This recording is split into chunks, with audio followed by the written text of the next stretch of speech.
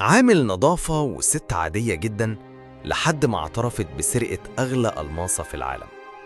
بس لما رجعنا معاها للماضي اكتشفنا إن السرقة ما كانتش جريمة، كانت انتقام متقن اتخطط له على مدار 16 سنة.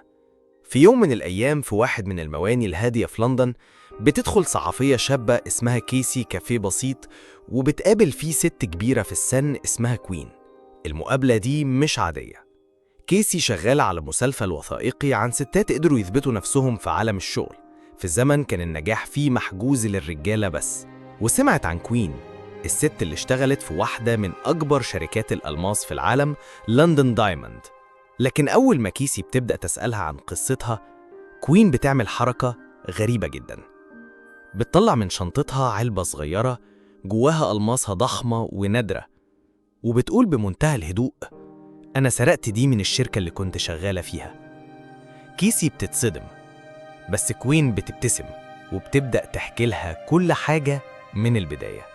سنة 1960 كوين كانت موظفة في شركة لندن دايموند، وقت ما كانت الشركة كلها رجالة وهي الست الوحيدة